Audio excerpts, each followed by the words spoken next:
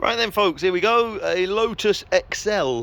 Not a bad looking old car, in fact they're a good looking car, aren't they? I quite like these. I ran one myself for a month or so, a good number of years ago, and thoroughly enjoyed it. It was a right good car for me.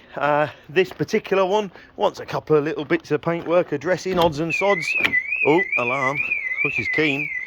And the alarm turning off. Where's that then? There you go, alarm off.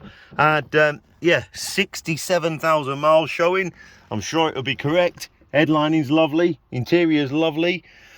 Yeah, she's actually lovely in there. It's nice. It starts on the button.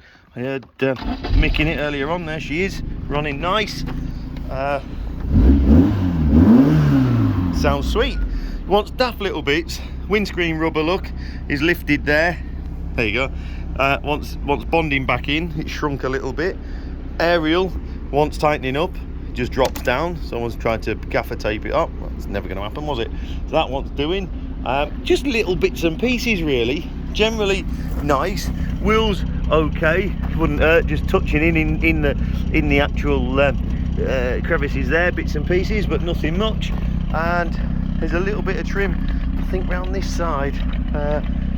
Couple of marks, stone chips, odds and sods, nothing really.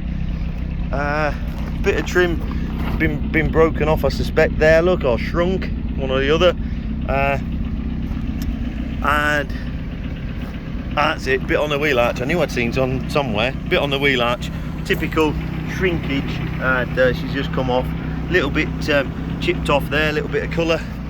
Just little odds and sods really. Couple more bits up there. They're glue. They'll come off, look, bits of glue, and on there for some reason had something taped on, isn't it? So a couple of little bits and pieces.